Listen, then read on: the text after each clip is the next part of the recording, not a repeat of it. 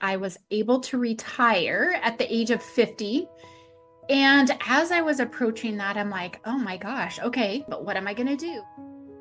There were reasons I didn't want to continue on. I didn't really have a plan, so I started working on it, exploring it. I had completed a financial goal of mine, and I thought, why not become a financial coach to help others? I helped cops learn how to budget. So I know how to speak finances, know how to speak the lingo to anybody, any education level within finances, or even a desire or want to do it. Retirement is yours to create what you want.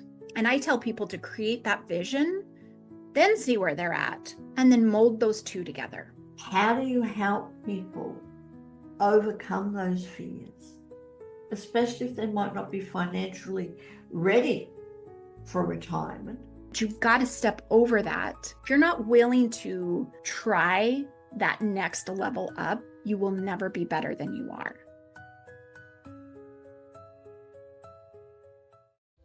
Hey everyone, it's Sophia from Sacred You. Thank you so much for being here. A quick message before we dive into today's conversation. You may have been watching the podcast videos, but have not had a chance to hit that subscribe button. So if you have ever gained value from our videos, from our conversations, it would mean so much to us if you would hit that subscribe button below right now, or even just give us a like. And what that means is not only does it allow us to grow our subscriber base, but it allows us to bring in more important guests for you to listen to. And you will be one of the first ones to be notified. So please hit that subscribe button and let's get started on today's conversation.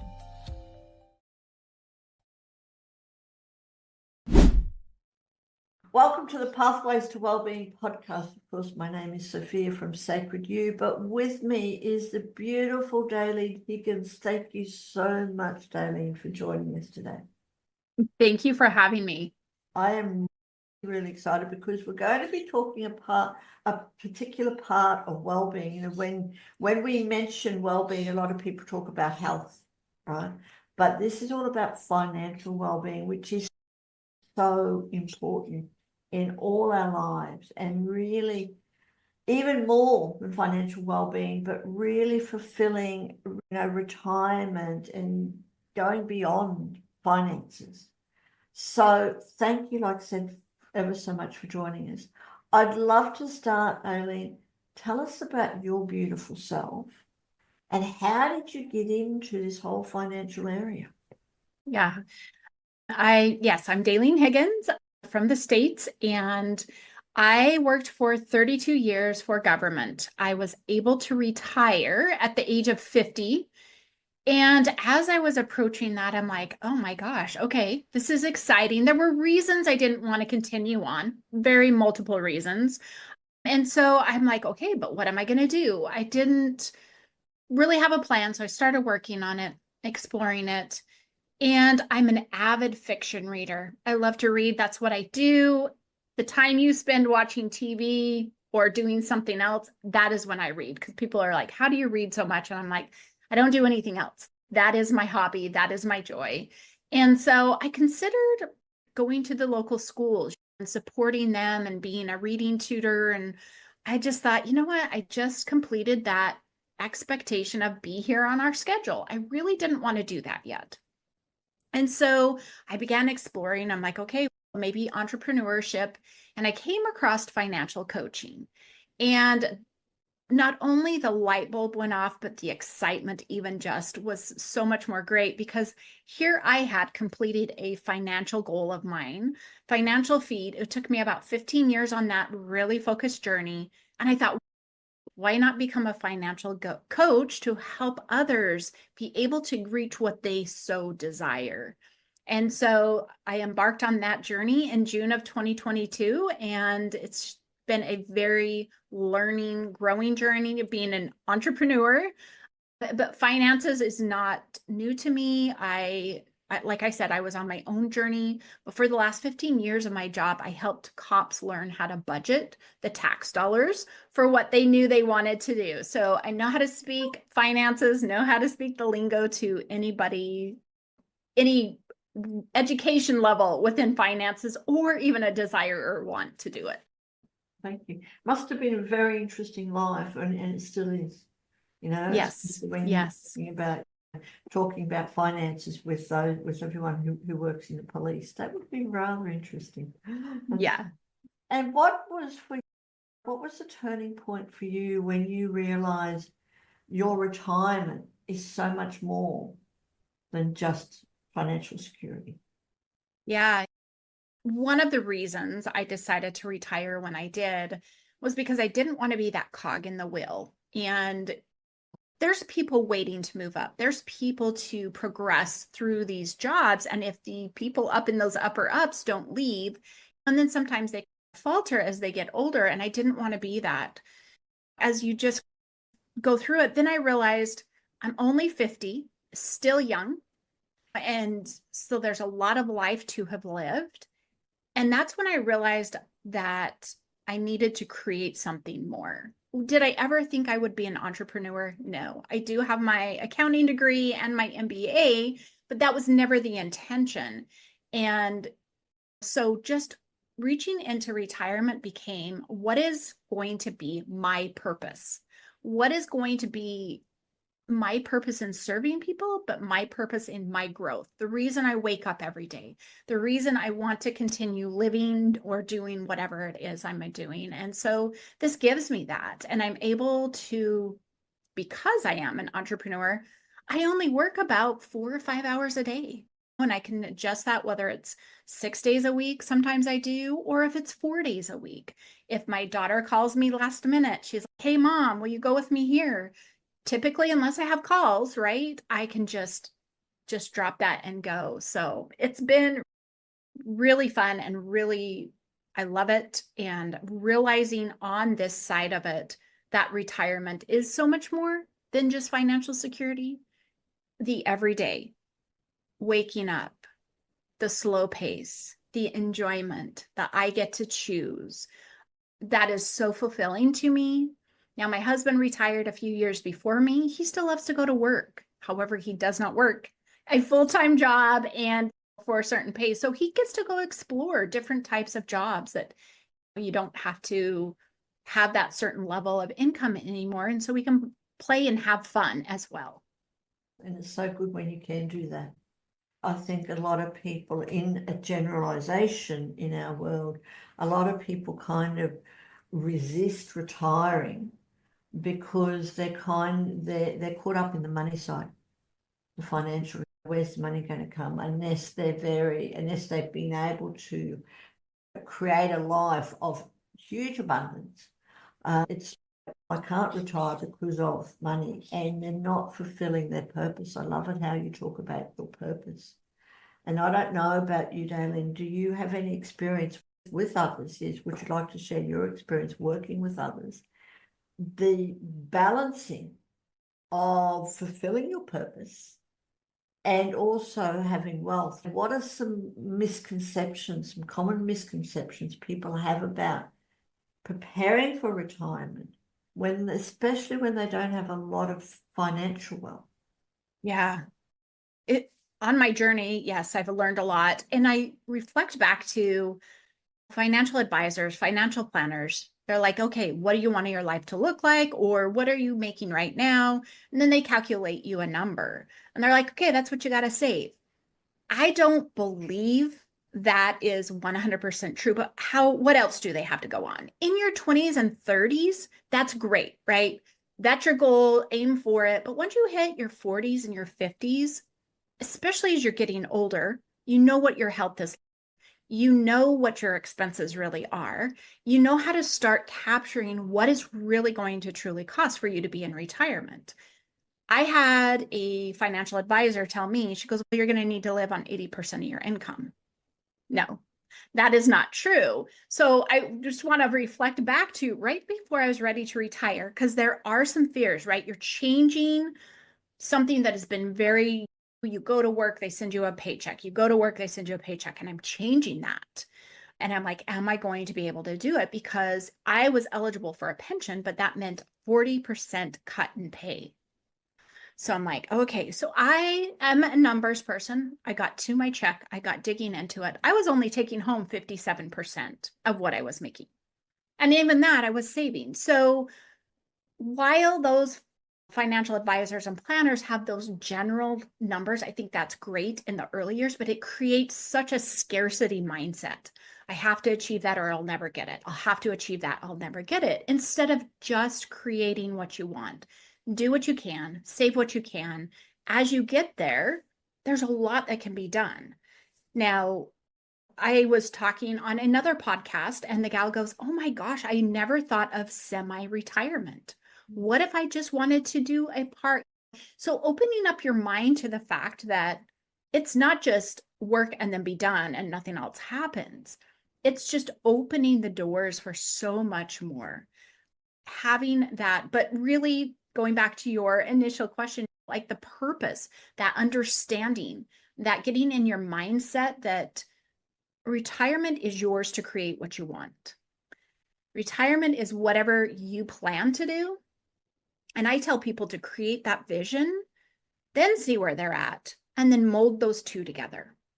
Can you get there? If you create that vision, you know where you're going. You're not going to come off of some formula that the financial advisors, financial planners, and I'm not knocking them because they have to have something, but I'm just saying the closer you are, you can build what that is. And it's just such a way of reversing that from scarcity to abundance. And so then you're able to go, no, I'm going to make this happen. And you do. And you do. Absolutely. And that's the truth, and especially when you can let go of that, as you're saying, that scarcity mindset, then you can experience, there's so much abundance in the world, so much abundance in all different ways. So thank you for sharing that. Why do you think when people solely focus on the financial aspect of retirement, that they can feel really unfulfilled? Yeah. As I've been chatting with my brother and reading forums on other things about people retiring, how many people within a year, they're like, I am so bored. I don't know what to do. I got to go back to work. And that is, I believe, a lack of creating that purpose on the other side. It's all about money, and you've got enough money now, but you've never once thought about, and this is what I help my clients do, what you're going to do every single day. You get that. As I was getting ready to retire, they're like, you're not going to travel? And I'm like, I'm not a big traveler. And my dad retired as like, oh, are you going to go golf? That's not him. So there's these very standard mindsets of that's what you do. However, even if you are a traveler, are you traveling every single day? So I have my clients start with their great experiences. What are the big things you want to do? Whether it's take their family on this big long vacation, that's not going to happen every day. Then I think, okay, seasonally, because where you live is going to impact how you live in the different seasons, especially if you're a hiker. So you need the nice weather. You're going to go do that. A gardener, you love to maybe plant flowers or have the garden. Maybe you're a snow skier and you get snow where you're at. So going through that. And then I tell them, all right, what are you going to do every single day? What is it that you desire to do every single day? And I think so many people have failed to look at that. That's where the boredom comes in. And so I'm saying it like every single day, but it is so true. You've got to keep yourself fulfilled and happy. And as I was getting to retirement, I'm an avid fiction reader. I read 100+ books a year, and they're not like your 100-page books. I'm talking at least 350, 400 or more. And I'm like, okay, why don't I just read more? And I'm like, really? Could I read an additional 4 or 5 hours a day? No. No, you've got to be productive in another area of life. So it's time to maybe try that hobby that's been sitting on that shelf for all those many years that you've not had the time. Or maybe it's picking up something that you've done, trying something new, getting involved in community groups, there's so many opportunities. You've just got to explore what it is that will get you desiring to do it. Absolutely, and that is so very true. And I like it how you say each and every day. If I wake up today feeling bored, then that's like a signal of I really need to change the way that I'm living my life. And that's definitely for people who are retired or looking into retirement, but it's everyone too. What am I passionate about? And following that passion, following my purpose, knowing my purpose and things. So it's definitely a wonderful experience, especially when you do have a passion, a hobby, like you said. And for you, Dalene, what are some surprising challenges that you've encountered in your retirement journey, and what did you do to overcome them? Yeah, I don't ever know what day it is. I do know, right? I don't know what day it is. I know the date and I know if I have an appointment. And so getting through that, I am such a creature of habit. So I love routine. And so creating that new routine was something that was so important to me. So even though I love my slow mornings, I still have a routine. It's different than waking up an hour later, you're out the door headed to work, and then you're coming home right before dinner. It's just really laid back, take my time. I read in the morning a lot longer than I used to. Then I get myself going. I take care of myself personally. I work out. I get myself ready every single day. That's another thing is if you don't have any planned outings, do you really need to get dressed? Do you need to get ready? Getting yourself prepared for whatever it is important. And then trying to create. So my husband and I have through a wrench in my plan of retirement. We relocated to be closer to my daughter. So we've moved, we're in a new place. So we're experiencing all of that. That has been a little bit not as ease. So I was glad that I stayed where I knew. I'd been there for over 50 years, grew up there, knew the places, you know where to go, and then moved to not foreign. I mean, my daughter had been up here for school for 8 years and we've visited, but it just becomes something different when you're like, let's go grab a hamburger. Where is that? And trying to figure out those things. And so trying to create the routine in a new place was also another hurdle for me. So it's like just experiencing some of those things. I want to throw one more big one out there because I know a lot of people plan to relocate when they retire. And yes, there's moving costs, there's housing costs, and typically we look to maybe buy somewhere that's cheaper so we can cash out or do something with our equity in our home. That was not my case, which was fine. However, my husband, who has need of various doctors, we went through our high deductible very quickly. So being prepared for that as a relocation move on top of moving expenses, all of the utility expenses when you first get there is so important. But really, if you are somebody that you need to have all of these doctors and they need to do all the baseline tests because that information doesn't move with you out of state, just be planned for that. Be prepared for the extra costs that you don't really know about. Yes. Have a backup things. Thank you.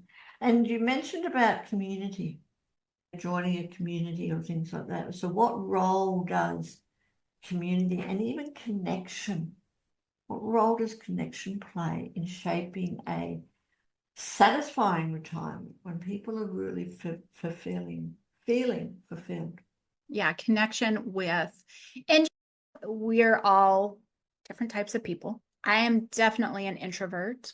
There's definitely extroverts. So our needs are different, but connection is still a need. And so filling that out, whether that's just connecting with a church group or a local group of ladies or couples or whatever it may be, and just having that connection outside of family. Family is a great connection, but I think you need to have that other piece of just outside. And they'll expose you to different things. They'll expose you to their likes, their dislikes, their ideas, their thoughts, and it really just gets you thinking. It doesn't mean that you're going to change, but it just exposes. But they're also going to connect you with other people. and be able to have some really, hopefully, lifelong connections in that new place. Before we moved, I was helping at a senior citizen center. You age 62, there was the oldest there. She was 102. Amazing woman. But you could just see the connection. There was this group of ladies. I helped with bingo. There was a group of ladies playing bingo. They were all, I think, between 70, 75. And just you could see that connection with them. They were rascals. They loved to tease us. They loved to get on each other and stuff. And just you can see how important that connection was. But I built some connections while I was there that I really miss now. And those are important, even though they weren't, I didn't have anything outside of just seeing them there, but they expected it. They wanted to see you and I them. And it's nice when you do that. So can I just take a moment, Dalene, and just to honor you, just to really honor you for doing that, for helping others, to helping at a senior citizen center or anywhere, things like that, because it makes people's lives so much more fulfilled, so much more enjoyable. So thank you. Thank you. Looking forward to seeing you when you show up. So would have been a wonderful experience. And what are some other pain points or some specific pain points that, what do we call them now, the Gen Xers are there around the time of retirement? What are some pain points that Gen Xers face when it comes to looking at a holistic retirement plan? Yeah. Gen Xers, which I am one of them, we have worked for so many years. We were selling things on the side of the road, the lemonade, the punches, the whatever. We were delivering newspapers by age 12, babysitting age 11 and 12. So we've always worked for money. I think that concept of having to go to work and always being busy in that ploy to get the money coming in is going to be a hurdle they're going to have to work through. They're going to have to realize that the money's got to come from somewhere else, but that it will come, and figuring that out and understanding that. And then if they are somebody that wants to still be busy like that, go explore what it means and leaning into what have you always wanted to try. Maybe there's another job you want to do. Maybe you can support seniors, just like I said. There's lots of things you can do that. But Gen Xers really are also probably feeling like they're behind on savings. So going back to 401ks were new to our parents. So be new to the boomers, new to the silent generation, that we may not have been taught as soon as we should have. We also did not have access to that Roth. That came out in the 90s. Same with your health savings account. So there's a lot of things that we may have been delayed on or not aware of. And so that lack of, I haven't saved, I don't have that, I don't have this, is also going to maybe hold them back. Just recognize what you do have. Again, that comes into that abundance mindset. You have something. Just look at it, what it is that you have. And like you said, holistically, not just money. What do you have as skills, abilities, and that makes you thrive as a person, and leaning into that and finding a new way of doing that.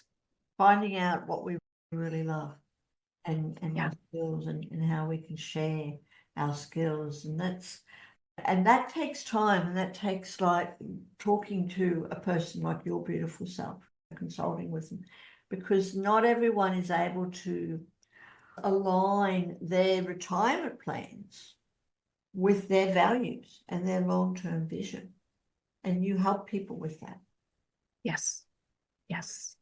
Yep. So how can I, for example, if I'm thinking about retirement, how can I align my retirement plans with what I value the most? Yeah, definitely lean into those values. What is it that you value? I tell people, I had an email go out just after Christmas saying, if you had family with you, if you did all of these great things over the holidays, and you probably were off work some of that time, think about what that was, how that felt. That is your wealth. So that is what you value, those things that bring that feeling to you. So then those are the things you value. And how can you make those be a part of your retirement vision? How can you make sure that family or whatever it was you were doing play a part, play a role in every single day or every single week? My daughter, she still has to work Monday through Friday, but it's like, what can I do to make sure she's a part of my life? And reaching out through that. Identify your values. I love to also talk about a Marie Kondo idea. If it brings you joy, that is a value. If it doesn't bring you joy and you're just doing it because you think you need to, you've got to get rid of it. And so putting those things into place, just trying to think of life differently. And then once you figure out those values, is your spending, is your saving, supporting those values, and making sure those align up. It's if you're giving to a certain charitable organization, but that's not a value of yours, maybe your value aligns with the other charitable group better, you've got to make that shift. So that's the same idea, is where is your money going, and does it value that way? There's people who are like, I want to eat healthy food, so they shop at certain stores. That's a value. Their spending reflects that. So they have to save from other areas to be able to do that. And so it's just an ebb and flow, but recognizing every little thing supports your wealth, and your wealth is what brings you happiness. I love that. Your wealth is what brings you happiness, but can it also be the other way around, that your happiness brings you your wealth? I'm sure you have a lot of clients or talk to a lot of people who have that fear of not having enough, the financially, the socially, the emotional, everything else. How do you help people overcome those fears, especially if they might not be financially ready for retirement, but physically or mentally, it's, yes, I want to retire. Yeah. How do they overcome the fear of not having enough? Yeah. So I want to share about a client of mine who had a really big fear of not having enough. We were running into a roadblock of her not wanting to better where her savings was going. She wanted to just have it in her bank account and see that number. And I said, so as we dove into that, I'm like, she goes, I just feel better when I have it there, when I just see it there. And I said, but it's not creating that future for you. Yes, I can. And so then I said, what supports you? Why do you feel that way? And as we dug deeper, her parents were both entrepreneurs. They had experienced a business loss, which she remembers the impact and losing everything. And then she also remembered a home fire as a child, and that they lost everything. And so those two pieces of the puzzle, and having experienced losing everything, had her moving into this net of, if I just keep it here, it keeps me safe. So then I have to tackle, what else?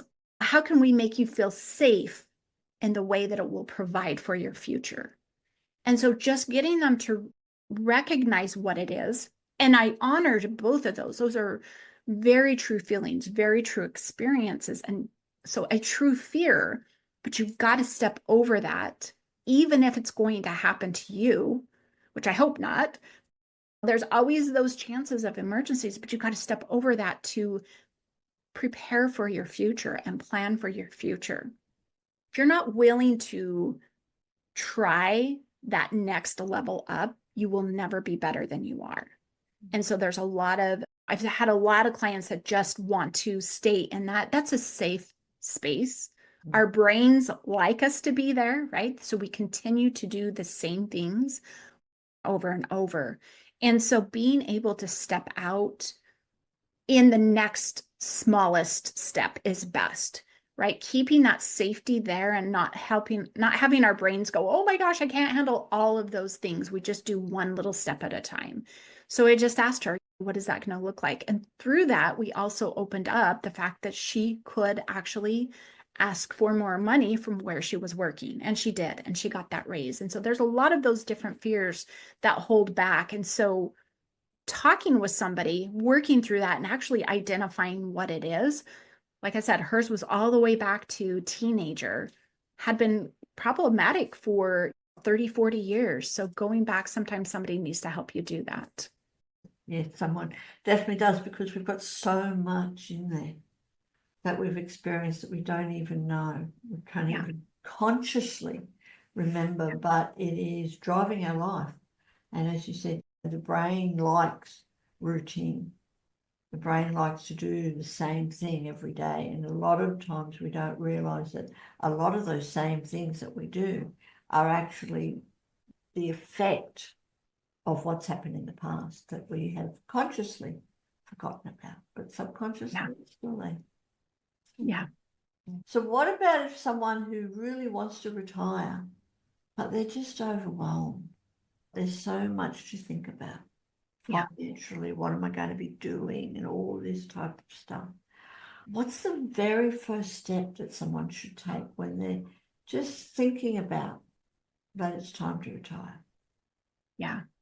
Definitely is overwhelming. There is so much. So to simplify it, and it may not be what people want to hear, is you need to create that vision.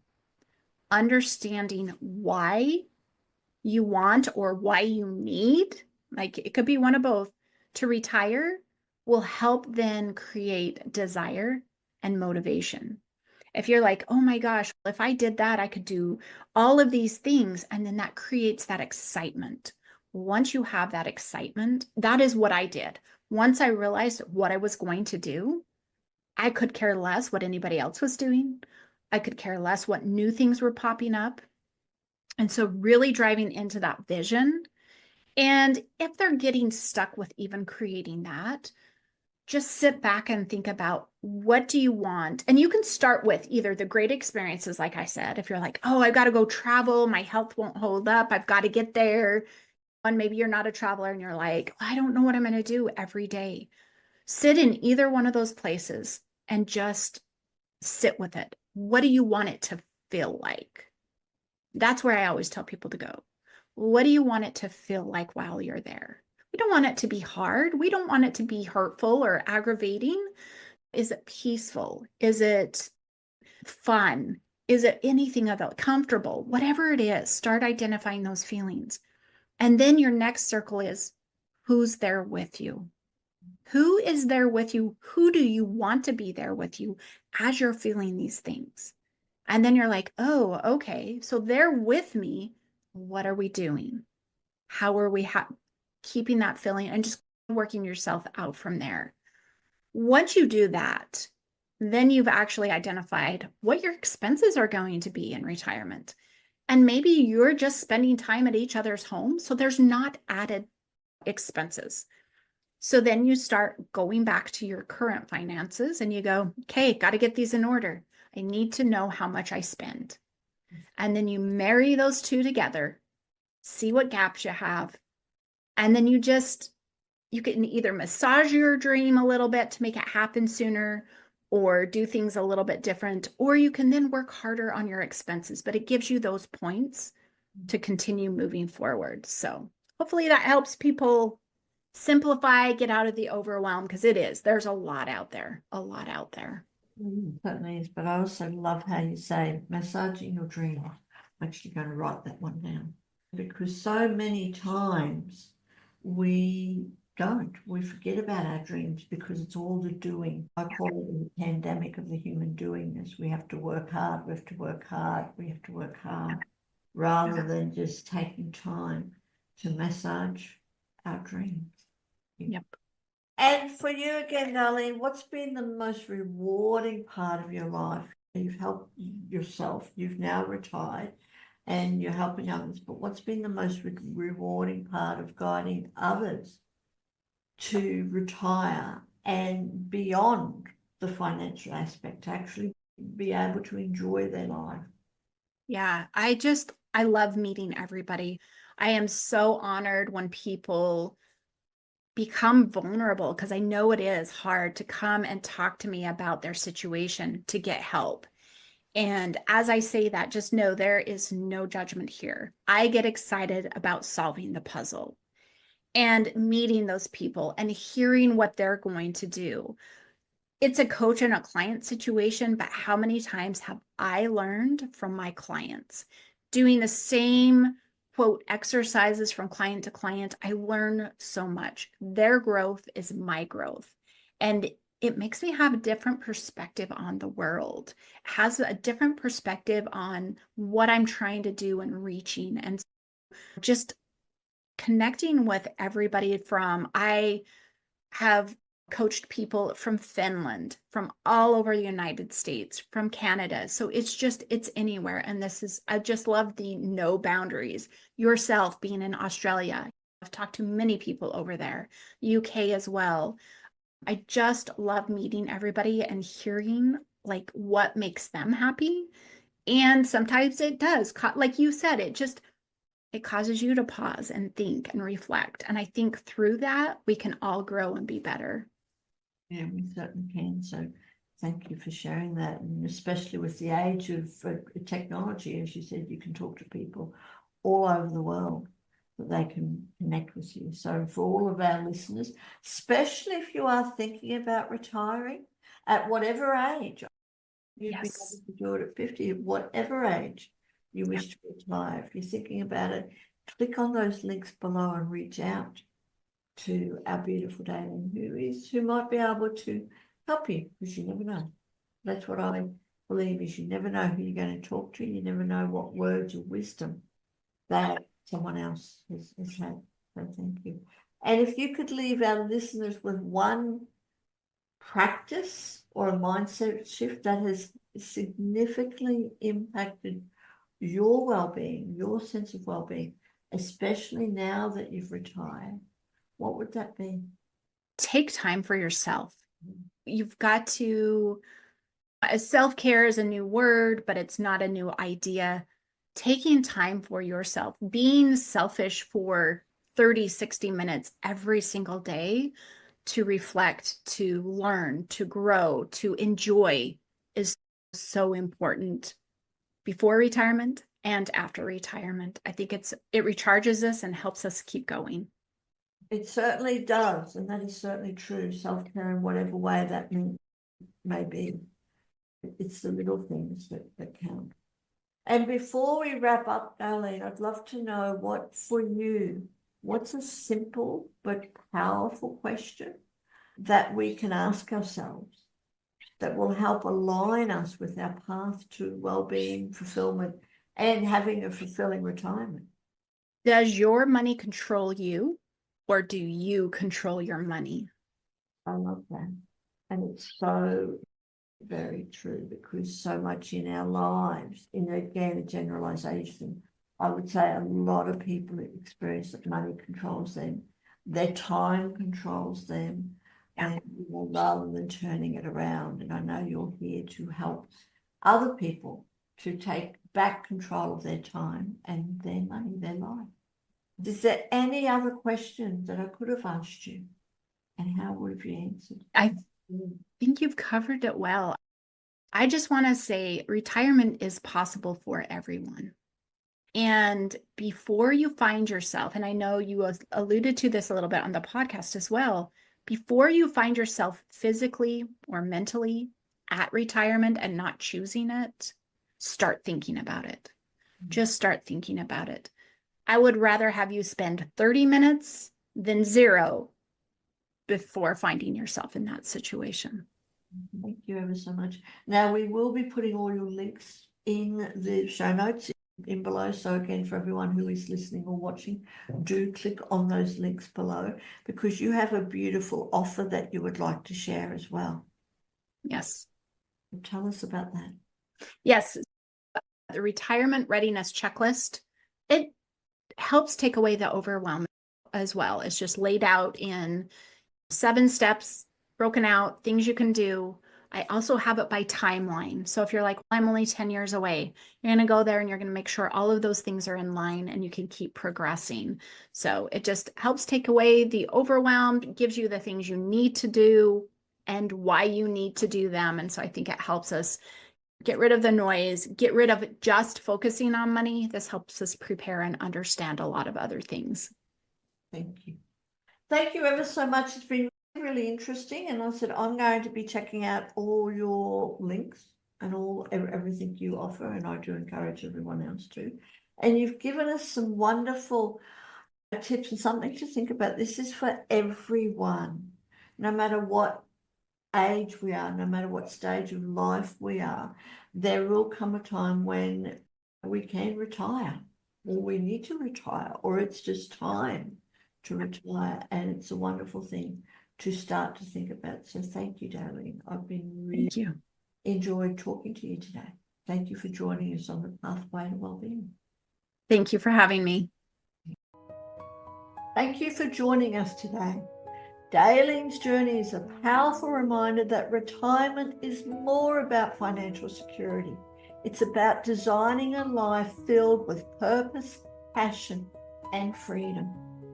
If Dalene's story has resonated with you and you're wondering how to create a retirement that is not just financially stable, but deeply fulfilling, we invite you to take the next step by reaching out to Dalene on the links below, especially for her retirement readiness checklist. For more empowering conversations, tools, and strategies, follow Sacred You on all our social media or visit our website at www.sacredu, that's the letter U.love. Don't forget to hit that subscribe button or give us a like so that you will never miss another episode. What does your ideal future look like? Retirement isn't the end, it's just the beginning. So thank you so much for tuning in to today's podcast. Remember to stay grounded, stay inspired, stay connected, and until next time, keep walking your pathway to well-being.